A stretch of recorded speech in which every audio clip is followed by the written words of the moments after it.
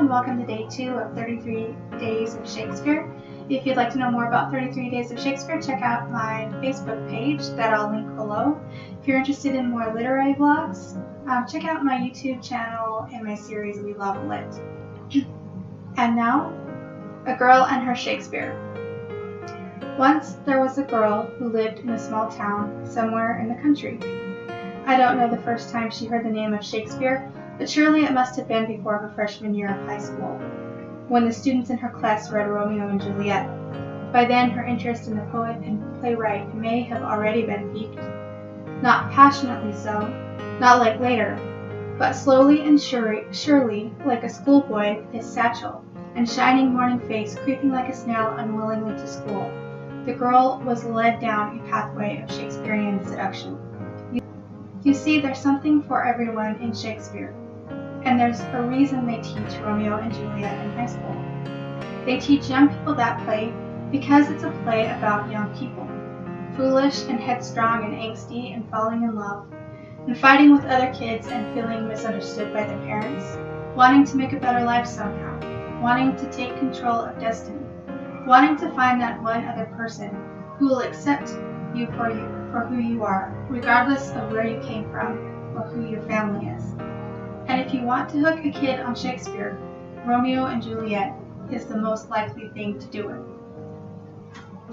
About the same time the girl read Romeo and Juliet, her school was visited by a troupe of traveling actors.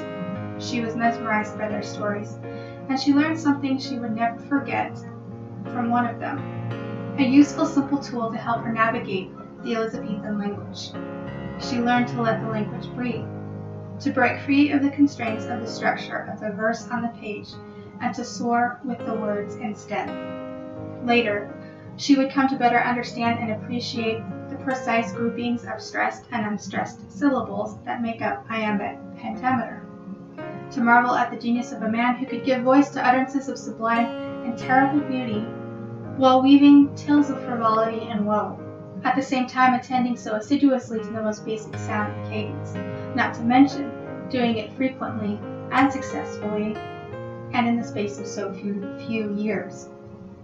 Still, extrapolating meaning from the poetry wasn't easy for the girl at first, and the tool the actor gave her, the one simple key to unlocking a treasure of inestimable worth, was to forget about the verse, at least for a time, to ignore the pause at the end of the line and use the punctuation to guide her instead, to throw away the archaic words or references if needed so the glimmering soul of the story could be unfettered and observed.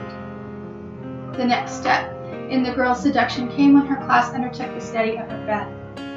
Armed with the tool the actor gave her, she stood on the moor with the Thane, he still heaving and bloody from battle, she still innocent and wide-eyed and new. She smelled the fetid stench of the witches as they stirred their foul pot and fated the Scot to his doom. It wasn't merely Macbeth who was magicked, for the girl was magicked also. Macbeth is a bloody play, but more than Romeo and Juliet, it made her understand and appreciate the depths of Shakespeare's prowess. Here was madness, mayhem, and murder, but more importantly, as the girl witnessed Macbeth's ascent to power, she began to find herself empowered too. The play was like a puzzle, and she found that she was good at it. She fit together the pieces, and it led to a cathartic moment, a moment that would change everything, a moment when she knew. Shakespeare is a lifelong passion, not merely a casual fling.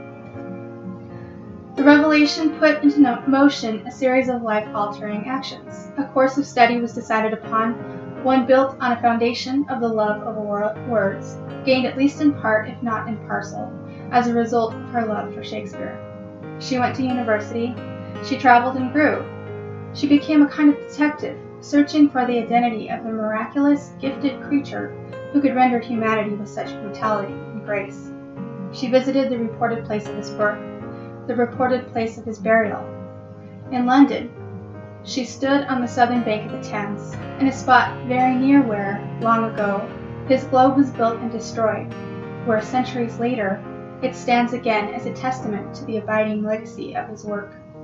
She looked for him down those centuries, staring into the void of 400 years, wondering at his greatness, marveling at the humbleness of his beginnings.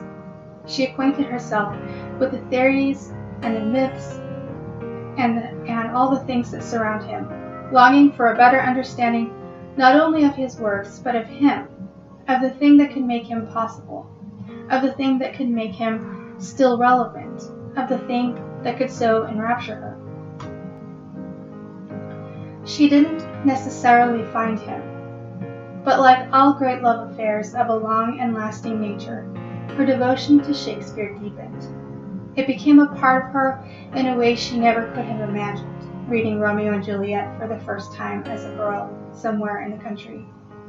It inspired her to explore not only the shores of foreign countries, but also the boundaries of her ability. And when the time came, she added her voice to the song of the making of something. She sings because she can, and she sings because part of the lesson she learned from that man she still seeks to discover is that despite the sound and fury, in spite of the hurly-burly, she matters. Shakespeare said all the world's a stage and we are merely players. But sometimes, when the breeze is just so and the sun is shining in just such an angle, we are poets and playwrights too. He knew that. But could he have known the permanent mark he would leave on us? Could he have foreseen the hundreds of millions of times he'd make us laugh, shed a tear, or gasp in horror or excitement? I don't know the answer to these questions, but I'm filled with gratitude he strutted and fretted upon this stage, and that, as Prospero did for Miranda, he wove his charms into the fabric of our lives. In giving us his words, he imparted us with a better understanding of who we are as people.